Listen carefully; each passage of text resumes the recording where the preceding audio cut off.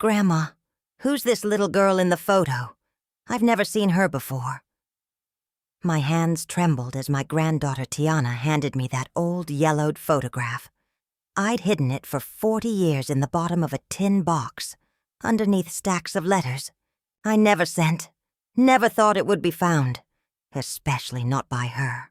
The face of the child in the photo with those big dark eyes and that shy smile pierced my heart like a knife. It was the face I had tried to forget, but that appeared in my dreams every night. Before I go on, tell me in the comments, where are you listening from? I'd love to know who's out there, hearing this story with their heart. Grandma, are you okay? You've gone pale as a ghost. I took a deep breath. Maybe the time had come. After 40 years of silence, of whispered lies, of averted gazes when someone asked questions that were too precise. I looked into Tiana's eyes, so similar to those in the photo, and decided that the truth finally needed to emerge from the shadows. "Sit down, baby girl. It's a long story. A story I've never told anyone, not even your grandfather when he was alive." The kitchen was warm. The smell of sweet potato pie baking in the oven filled the air.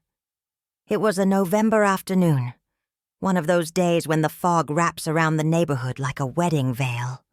A perfect day to unearth secrets. This little girl in the photo. She's my daughter, your aunt. A daughter I had to hide from the world for 40 years. Tiana's eyes widened.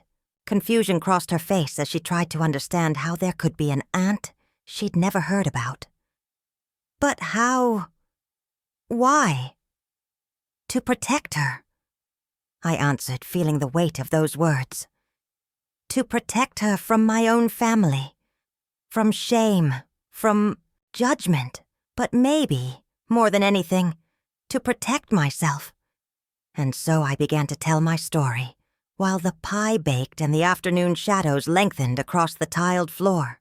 The story began a long time ago, when I was just 16 years old, in a small town outside of Birmingham, Alabama, where the hills meet the valleys, and where reputation and appearances meant more than love. It was the summer of 1963. The cicadas sang relentlessly while the sun scorched the earth. Our family, the Johnsons, was respected in the community. My father, William, was a man of few words, but many actions. He was one of the first black men to own his own business in the county, a funeral home, and nobody dared cross him. My mother, Ruth, was the silent shadow that followed him, with eyes always lowered and lips pressed into a thin line. I was the youngest daughter, the fourth after 3 boys. Growing up in that house was like living in a prison with invisible but inflexible rules. I couldn't go out alone, couldn't talk to boys, couldn't even laugh too loudly. My destiny had already been decided. I would marry the son of my father's business partner when I turned 18. A marriage that would strengthen family ties and business connections. But then he arrived, Marcus Washington, the new teacher at the school. He came from up north, from Chicago, with different ideas, books I'd never read, and a gaze that seemed to see beyond the walls that surrounded me. It all started during the evening classes he held for adults in the community. My father, surprisingly, allowed me to attend. "Education never hurt nobody," he said. "But remember who you are and where you come from." Marcus talked about poetry, about history, about faraway places I'd never seen. And as he spoke, his eyes would meet mine, and in those glances, something was born that I had never felt before. After class, I'd linger with the excuse of asking questions about the books. At first, it was just a few minutes. Then it became half hours, whole hours. We talked about everything. My dreams of seeing New York, Atlanta, Washington, D.C., his childhood in Chicago, the books we loved. It was during one of these conversations that he touched my hand for the first time. A light touch, almost imperceptible, but it sent sparks through my entire body. I pulled my hand away as if I'd been burned, but he must have read something in my eyes because the next day he waited for me after class with a book. "It's for you," he said. "Poetry by Langston Hughes." I hid it under my blouse and read it that night, by the faint light of a candle, feeling each word resonate within me, as if it had been written for us. I didn't know then that those stolen moments, those glances, those whispered words, would change the course of my life forever. I didn't know that love could be so powerful and so destructive at the same time. It happened on a warm July evening. My father had gone on a business trip to Atlanta, taking my brothers with him. My mother had gone to visit her sick sister in a nearby town. For the first time, I was almost free. Marcus was waiting for me at the old abandoned barn behind the school. He had brought a blanket, a bottle of sweet wine, and his smile that made my knees weak. "You're beautiful," he whispered when I arrived, with my hair down flowing in the evening breeze. That night, under a sky full of stars, I gave Marcus what I had sworn to save for my future husband. There was no shame, no fear, just a love so intense that it seemed impossible to contain it in my young heart. In the weeks that followed, we met whenever we could, always in secret, always with the fear of being discovered. We talked about running away together, going to Chicago, starting a new life far from the rigid rules of my family. We made plans. We daydreamed. We loved each other with the intensity of those who know time is limited. But in a small southern town, secrets have a short life. It was my older brother Joseph who discovered us. He followed us one evening and saw us together, embracing under a magnolia tree. He said nothing, just looked at us with eyes full of disgust and anger, then disappeared into the night. I knew what would happen. I knew it deep in my being. That night I returned home trembling, expecting my father's wrath. But nothing happened. Nobody said a word. The silence was more terrifying than any punishment. 2 days later, Marcus didn't show up at school. Nobody knew where he was. I went to his small rented house and found it empty, as if nobody had ever lived there. Gone. As if he had never existed. It was only a week later that I learned the truth. The baker's wife, who knew everything about everyone, whispered to me while I was buying bread. "A shame what happened to that teacher. They say he had an accident on the road to Atlanta. The car went off a cliff. They didn't even find the body. The world collapsed on top of me. I knew it wasn't an accident. I knew who had done it, and I knew why. That night I cried all the tears I had, hugged the book of poems he had given me, and swore I would love him forever. But fate had other plans for me. A month later, when the first signs of pregnancy became evident, I understood that I carried Marcus's last gift in my womb. A life. Our daughter. "And so," I told Tiana, who was looking at me with eyes full of tears, "I decided to do the only thing I could to protect that baby. I hid her from the world, and that decision marked the rest of my life." I watched her, observing how she absorbed this revelation. The pie had begun to fill the kitchen with its sweet aroma. "But how did you do it, Grandma? How do you hide a daughter for 40 years? I took a deep breath and felt the weight of all those decades of secrets pressing on my chest. "That's the hardest part of the story, Tiana. A part I'm afraid to tell. But I think the time has come for you to know the truth. The whole truth." I paused, feeling my heart beating hard in my chest. The memories I had kept locked away for so long were finally emerging, like waters breaking through a dam. When I discovered I was pregnant, panic overwhelmed me. I continued, pouring 2 glasses of sweet tea for Tiana and myself. At that moment, I had only two options: confess everything to my father and face his wrath, or find a way to hide the pregnancy. I took a sip of tea, tasting the bitterness of memories. My choice was dictated by fear. I knew what my father had done to Marcus. I knew what he was capable of to defend the family's honor, and I knew he would see that baby as an indelible stain on the Johnson name. Tiana watched me intently, absorbing every word. I found help in the only person I trusted, my Aunt Esther, my mother's sister.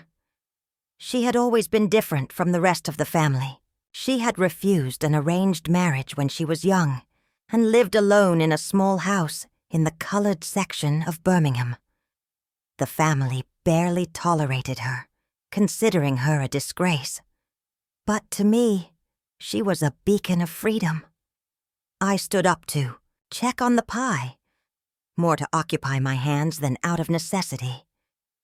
I confided everything to her one Sunday, after church. Crying, I told her about Marcus, about the love we felt, about his disappearance, and about the baby growing inside me. I expected reproach, but I found only understanding in her eyes. "I'll help you," she said simply. The plan was simple but risky. Aunt Esther spoke with my mother, suggesting that I needed city air for my delicate health. Surprisingly, my mother agreed. Perhaps she suspected something, but she said nothing. In a family where silence was the rule, this didn't surprise me. So I went to live with Aunt Esther, away from the prying eyes of the town. My belly grew, and with it my fear and my love for the creature I carried. I often spoke to the baby, telling it about its father, promising that I would protect it at any cost. The birth took place at home, with the help of a discreet midwife well paid for her silence.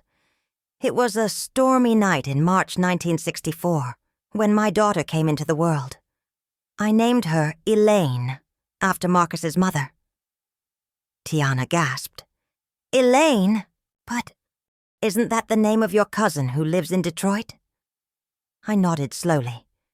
"Yes, that's the story we've told the world, but the truth is different." After the birth, Aunt Esther put the second part of the plan into action. She had an old friend in Atlanta, a woman who ran an orphanage for colored children.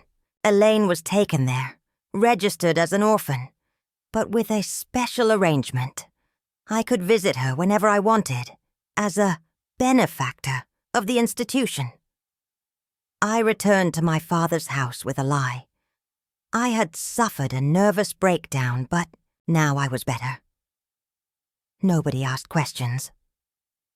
6 months later, as planned, I was married to Solomon Carter, the son of my father's business partner, an honest but simple man who didn't ask too many questions and was content with a silent wife who ran the house efficiently. But my mind was always in Atlanta, with Elaine. Every month I found an excuse to go to the city. Errands, doctors, appointments, shopping, and every time I ran to the orphanage to see my daughter grow, I held her, told her stories, brought her small gifts. Then I left her, with a broken heart each time. I paused, trying to control the emotion in my voice. When Elaine turned 5, Aunt Esther had another idea. She announced to the family that she would adopt a little girl from the orphanage. "I'm alone," she said, "and I need someone to take care of me when I'm old." Nobody objected. And so Elaine came to live with her, just a few miles from me. It was the sweetest torture. I could see her more often, but I had to pretend to be just her aunt. I couldn't hug her the way I wanted, couldn't tell her the truth. I watched her grow, saw Marcus's features in her face, in her way of speaking, in her passion for books. And every day my heart broke a little more. Meanwhile, I had 2 children with Solomon, your father Joseph and your Aunt Sarah. I loved them, But there was always an emptiness in my heart that only Elaine could fill. When Elaine turned 15, she began asking questions. Why did I spend so much time at Aunt Esther's house? Why did I look at her that way? Why did I sometimes cry when I thought nobody was watching me? It was Aunt Esther who decided it was time for the truth. One evening, while Solomon was away on business, she invited Elaine to my house. We sat in this very kitchen, and we told her everything about Marcus, our love, his death, my hidden pregnancy. Elaine listened in silence, tears streaming down her face. When I finished, she remained motionless for what seemed like an eternity. Then she stood up and, without a word, walked out the door. I didn't see her for 3 weeks. They were the longest 3 weeks of my life. I thought I had lost her forever. But then one afternoon she returned. She was calm, composed. I can't say I completely understand, she said. But I know you did what you thought was right. You risked everything to protect me. She hugged me. And in that moment, I felt that something had finally been mended in my broken heart. But our happiness was short-lived. Someone in town must have heard something. Or perhaps it was Marcus's features in Elaine's face that became more evident as she grew. The rumors began to circulate. And my brothers, always vigilant about family, Honor began to ask questions. I looked at Tiana, who had remained silent, her eyes fixed on me. That's when we made the most difficult decision. Elaine had to leave, far from Alabama, far from danger. We sent her to Detroit, with enough money to start a new life. We found her a job as an assistant in a bookstore, thanks to an old friend of Aunt Esther's. And we created the story that everyone knows. Elaine, Aunt Esther's adopted daughter, was moving to Detroit to study. And so began the second chapter of our secret. Elaine in Detroit, building a new life. And me here, maintaining the appearance of a normal black Southern mother and wife. I paused, feeling the weight of those years of separation. Life in Detroit was hard for Elaine at first, I continued, getting up to take the sweet potato pie out of the oven. She was alone in a big city, carrying the weight of a secret identity. She wrote me weekly letters, delivered to Aunt Esther's house. I responded with the same frequency, trying to infuse courage into my words, even when my heart was breaking from the distance. I cut the pie carefully, an automatic gesture I had repeated thousands of times, while my mind wandered through memories. The bookstore where she worked became her sanctuary. Books, like for her father, were her comfort. The owner, an elderly man named George, took her under his wing. He taught her the trade, introduced her to writers and intellectuals who frequented the store. Elaine blossomed in that environment. I put the slices of pie on 2 plates and sat down again, noticing how Tiana hadn't touched her sweet tea, too absorbed in the story. In 1982, when Elaine was 18, I received a phone call from her. It was the first time she had called me directly at home. Solomon was out, thankfully. "Mama," she said, "I've met someone." Her tone was so happy that I felt a pang of joy mixed with concern. His name was Robert, a young history professor at the university. They had met at the bookstore during a book signing. He was 10 years older than her, but kind and respectful. Elaine was in love, and he returned her feelings. I asked if she had told him the truth about her family. "No," she replied, "and I don't know if I ever will. I'm afraid it will change everything, that I'll lose him." I understood her fear. The secret we had built was as fragile as a house of cards. 2 years later, Elaine and Robert got married. I invented an excuse to go to Detroit, a church convention with some women from the congregation, so I could attend the ceremony. I sat in the back of the church, dressed simply, with a hat that partially covered my face. Nobody noticed me. I saw my daughter, radiant in her white dress, promising eternal love to a man who seemed to adore her. It was the most beautiful and the saddest day of my life. Beautiful because I saw my baby girl happy. Sad because I couldn't be by her side as a mother should, because I had to hide as if I were a stranger. After the ceremony, while everyone was distracted by the celebrations, Elaine found me in a quiet corner of the hall. She hugged me tight, whispering, "Thank you for coming, Mama." Then she quickly pulled away, returning to her new husband before anyone could notice that embrace, too intimate, with a stranger. I returned to Alabama with that moment imprinted on my heart. Life continued in its usual rhythm, the children growing up, Solomon working hard, me maintaining the house and the secret.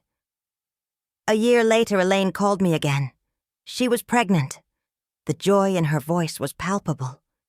I was going to become a grandmother, but nobody would ever know that this child was blood of my blood. The baby was born in the fall of 1985. They named her Trinity. Elaine sent me a photograph, which I immediately hid with the other forbidden memories. From that photo, I could see that Trinity had the same eyes as Marcus, large, expressive, full of curiosity. I looked at Tiana, who was now absently touching the untouched pie. "Yes, Tiana, Trinity is you. Elaine is your mother, the woman you've always known as your aunt on your father's side." Tiana dropped her fork, which clinked against the plate in a sound that seemed to echo for an eternity in the silent kitchen. "But how is that possible? Daddy always told me my mother died when I was little. I have photos of my parents. I've visited my mother's grave."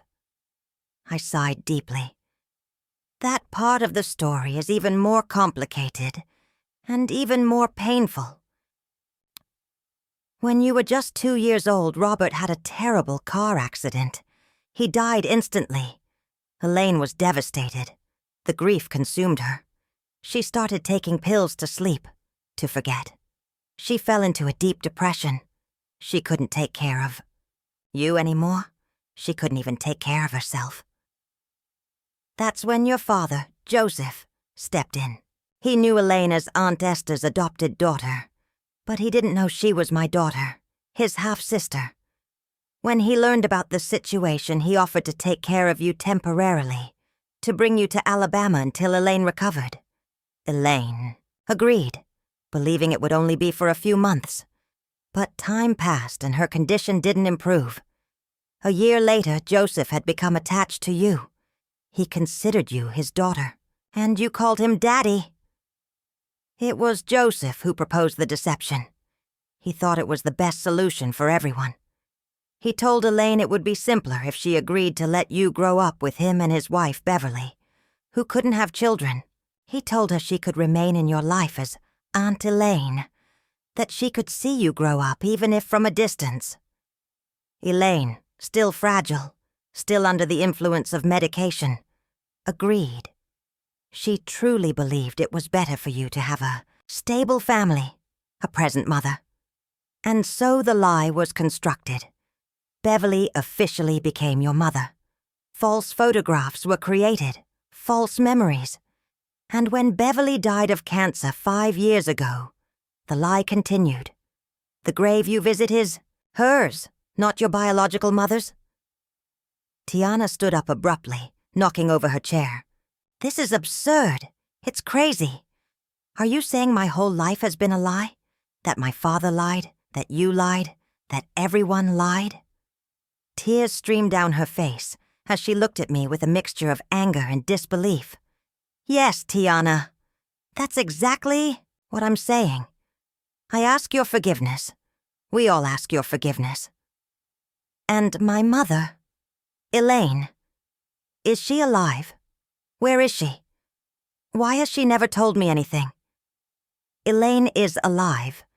She still lives in Detroit. She comes to visit you as Aunt Us. Elaine 3 or 4 times a year. She always brings you books, remember? It's her way of sharing with you the love for literature that she inherited from her father. But why has she never told me the truth? Tiana's voice was a broken whisper. Out of fear. Fear that you wouldn't understand, that you would hate her for abandoning you. And then there was the agreement with Joseph. He had threatened to cut off contact completely if she revealed the truth. She couldn't risk losing you entirely. Tiana collapsed back into her chair, overwhelmed. I don't know what to think. I don't know what to feel. It's too much. It's too much to process. I know, baby girl. I know. And there's still more to tell. There's the reason why I decided to reveal everything to you today, after all these years. The reason I decided to talk to you today, I said, taking Tiana's hands in mine, is that 2 weeks ago, I received a diagnosis. Pancreatic cancer, advanced stage. The doctors have given me 3 months, maybe 4. Tiana's eyes widened, the color draining from her face. Grandma, no. That's why I need to put things in order, to sort out the past before I go. I can't take these secrets to the grave, and above all, I can't leave you in ignorance of who you really are. I rose, slowly, feeling the weight of years and illness, and walked to an old cabinet in the living room. From a hidden drawer, I took out a rusty tin box. I returned to the table and placed it in front of Tiana. In here is the whole truth. Letters, photographs, small mementos of a life divided between lies and love. Among them there is also a letter for you which I wrote when I learned of the illness. Tiana opened the box with trembling hands. Inside, neatly stacked, were dozens of letters tied with faded ribbons, black and white photographs, a small book of poems by Langston Hughes, a lock of dark hair in a transparent envelope, and a sealed envelope with Tiana's name written in my shaky handwriting. But there's something else you need to know, I continued as she leafed through these fragments of the past. Something that has to do with Marcus's death, Elaine's father. Tiana looked up from the letters, attentive. For years I believed it was my father, or my brothers, who killed Marcus, making his death look like an accident. That's what they had. Made me understand, with half-phrases, looks, a silence loaded with threats. But 10 years ago, shortly before she died, Aunt Esther revealed to me an even more painful truth.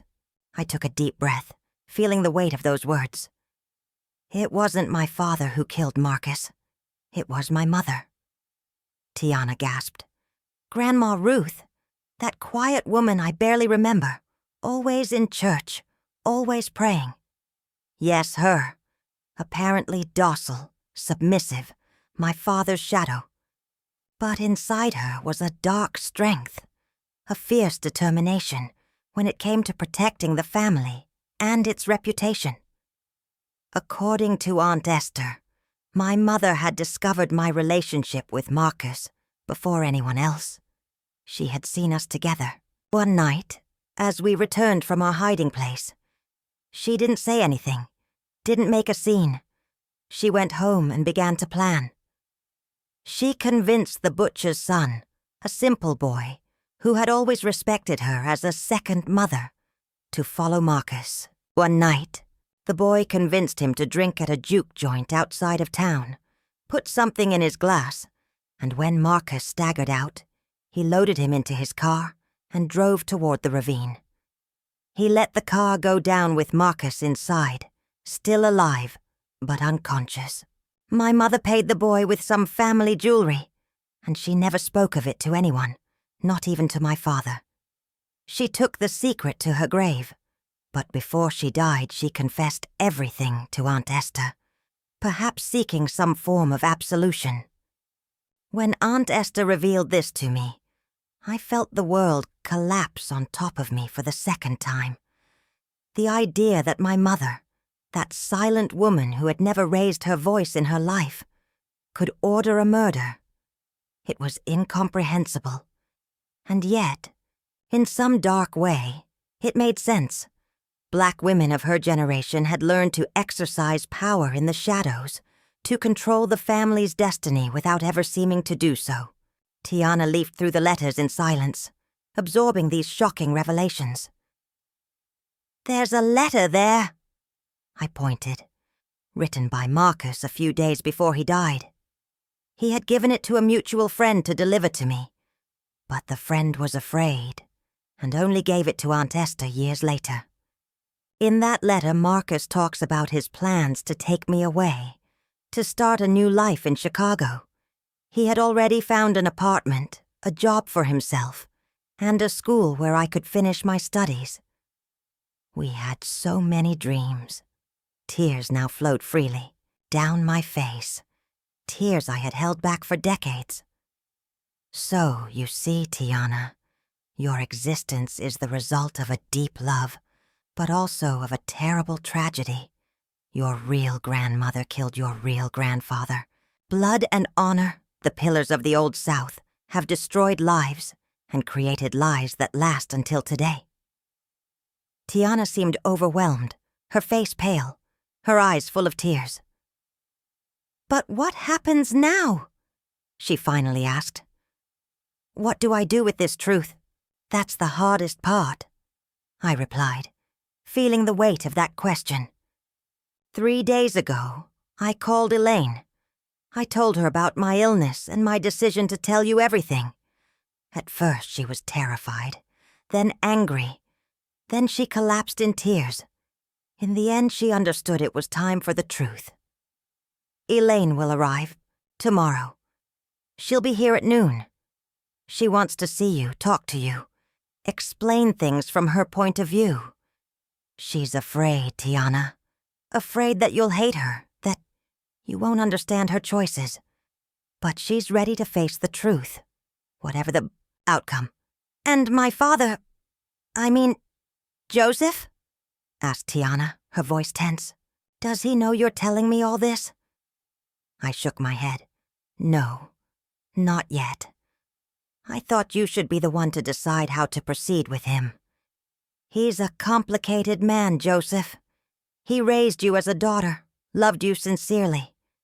But he also lied to you your whole life.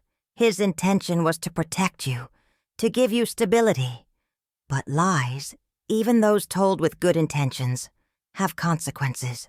Tiana got up and went to the window, looking outside where you could see the neighborhood stretching into the distance. The sun was setting, painting the sky orange and red. "I feel like I don't know who I am anymore," she finally said. "My whole life, my identity, is based on a lie. How do I rebuild myself from here?" I approached her, putting a hand on her shoulder. "You are still you, Tiana. You are still the smart, strong, compassionate young woman I've watched grow up. Your blood, your history may be different from what you thought, but your heart, your soul, are the same." She turned to me, her eyes full of questions. "Did you ever think about telling me the truth before? Were there moments when you almost spoke?" "Many," I admitted. "When you graduated and nobody came from Detroit for the ceremony. When you got engaged to Marcus. Yes, I noticed the irony of the name. And it seemed like history was repeating itself. When you asked me about your Aunt Elaine and why you seemed so close to her despite seeing her rarely. Each time I was about to tell you everything. But then fear took over. Fear of losing your love, of destroying the family, of awakening old pains." Tiana nodded slowly, understanding despite the shock. "That night, Tiana didn't sleep at her own place," I continued, as the evening shadows enveloped the kitchen. "She stayed here in her old childhood bed, leafing through the letters, the photographs, trying to make sense of a past that suddenly seemed to belong to someone else." I sat down heavily, feeling fatigue seeping into my bones. The next morning, I found her in the kitchen with red and swollen eyes, but with a calm determination on her face. "I want to meet her," she said simply. "I want to meet my mother." The following hours passed in a tense silence. Tiana helped me prepare the food, the fried chicken and collard greens that Elaine loved as a child. A simple gesture but loaded, with meaning. We were preparing a meal to reunite 3 generations of women, bound by blood and separated by lies. At noon sharp, we heard a knock at the door. My heart was beating so hard, I thought it might stop. Tiana looked at me, pale but resolute, and nodded. I went to open the door. Elaine was there, her hair in neat braids with touches of gray, her eyes so similar to Tiana's, full of fear and hope. "Mama," she whispered, embracing me. Then she looked beyond my shoulders where Tiana had appeared, motionless as a statue. For a long moment, mother and daughter looked at each other, studying each other's faces, searching for similarities, connections, answers. Then, without a word, Tiana stepped forward and hugged Elaine. A stiff, uncertain hug, but a hug nonetheless. The hours that followed were intense. We sat at the table, the food almost forgotten, while Elaine told her version of the story. Her fears, her regrets, the constant pain of seeing her daughter grow up from a distance, of being just the aunt who brought books and occasional smiles. Tiana listened in silence, asking occasional questions, some harsh, others full of curiosity.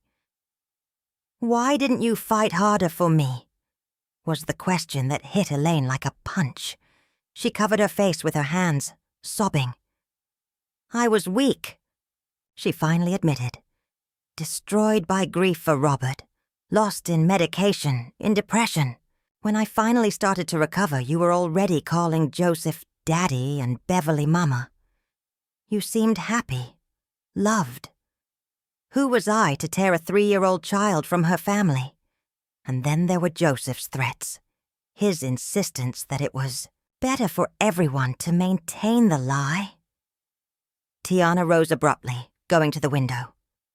"I had the right to know," she said, her voice tense. "I had the right to decide." "I know," Elaine replied, her voice broken. "It's my biggest regret. But each passing year made the truth harder to tell. How do you tell an 8-year-old, a 12-year-old, a 16-year-old that her whole life is a lie? I was waiting for the right moment, but that moment never came." It was then that Tiana turned, her eyes suddenly clear with understanding. "The books," she said. "All those books you brought me, they were your way of talking to me, weren't they? Of sharing something with me." Elaine nodded, a small smile through her tears. "Each book was carefully chosen. Stories of hidden identities, revealed truths, forgiveness, and reconciliation. I hoped that somehow, through those pages, I could prepare you, that I could make you understand that life is complicated, that people make mistakes, that love can exist even in the most imperfect places." Something changed in that moment, a small opening, a first step toward understanding. The conversation continued late into the night. Elaine talked about markers, their young and impetuous love. She talked about her life in Detroit, her attempts to rebuild herself after losing her daughter. Tiana talked about her childhood, about things she now saw in a different light, the way Joseph would get tense when Aunt Elaine came to visit, the family photographs she now knew had been manipulated. It was almost midnight when Tiana asked the question I had been dreading. "And now, what happens with Dad, with Joseph?" Elaine and I exchanged a look. "It's your decision, Tiana," Elaine said gently. You can tell him you know everything. You can confront him, or you can choose to leave things as they are. Whatever you decide, I'll be here. I won't disappear from your life again. Tiana remained silent for a long moment, then stood up with determination. I want to talk to him. Now. Tonight. I can't wait another day, living in the lie. I tried to dissuade her. It was late. We were all emotionally exhausted. But there was a determination in her eyes that I recognized. The same determination I had seen in Marcus's eyes when he talked about our future together.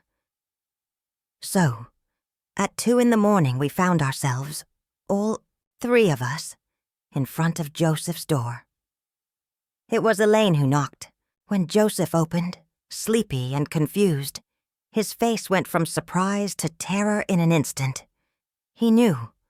Looking at our 3 faces together, he immediately understood that the secret had been revealed.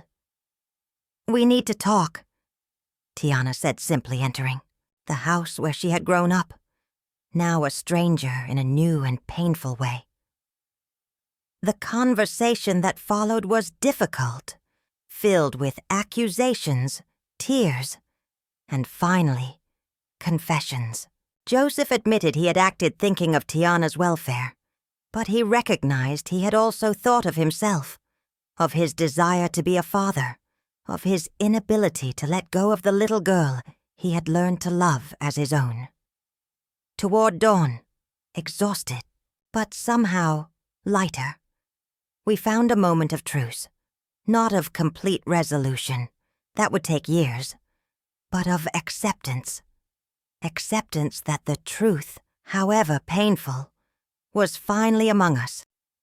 In the months that followed, as my health worsened, I saw something extraordinary happen. Slowly, cautiously, Tiana and Elaine began to build a relationship. It wasn't simple. There were too many lost years, too much pain. But there was also a genuine desire to know each other, to find a way to move forward. Joseph had a harder time. He felt betrayed, excluded, his position as father suddenly uncertain. But he too, with time, began to understand that love is not a pie to be divided, but a circle that can expand to include everyone. As for me, I observed this reconciliation with a mixture of joy and regret. Joy at finally seeing my daughter and my granddaughter recognized as such. Regret for all the lost years, for the lies told, for the lives altered by my choices. I looked at Tiana, who was now openly crying, her hands wrapped around the cup of cold tea. 6 months have passed since that night. My 3-month diagnosis proved pessimistic. The doctors say I'm a fighter, but I know my time is limited, and as I approach the end, I feel a peace I never thought possible. The secret I carried for 40 years has finally come to light. The daughter I hid from, the world is now recognized, and you, Tiana, now know the truth about who you are, where you come from. I don't ask for forgiveness. Some actions are too big to be simply forgiven. I ask only for understanding. Understanding that love, even when expressed in twisted and imperfect ways, remains love. I look at you and Elaine now, as you slowly build your mother-daughter relationship, and I see a possibility I didn't dare hope for. The possibility that from lies and pain, something true and beautiful can be born. Last week, when we all went together to the cemetery, I watched as you placed flowers on the symbolic grave for Marcus, the grandfather you never knew. And I felt the circle closing. 3 generations of women, united by blood and decisions, finally honoring the past, together, while looking toward the future. I stopped, exhausted but at peace. The story had been told, the truth revealed, the weight of 40 years of secrets finally lifted from my shoulders. And this, Tiana, is the complete story of how I hid my daughter for 40 years. A story of love and fear, of protection and harm, of impossible choices and lasting consequences. Tiana took my hands, her tears falling on our intertwined fingers. "Thank you, Grandma," she whispered. "Thank you for telling me the truth, for giving me the chance to know my mother, to understand where I come from. I can't say I understand everything, or that I forgive everything, but I'm grateful to know. I'm grateful too," I replied, feeling a deep peace for the first time in decades. Grateful that, at the end of my life, I can finally live in truth, and that you, my dear Tiana, can finally live your life knowing your whole story, with all its shadows and its light. Outside the window, dawn was beginning to color the sky. A new day, full of possibilities, and for the first time in 40 years, all of us could look at it without the weight of secrets. "Never hide your truth, Tiana," I said finally. "No matter how painful it may be. Secrets may seem like protection, but in the end, they are prisons. And freedom, however frightening, is always better than the most comfortable of prisons." Thank you for listening to this story. If it touched your heart, make sure to subscribe to our channel and stay with us for the next story. It's already waiting for you on the screen. Because every story told by a grandmother carries the strength of generations. Click and keep listening. We'll be right here.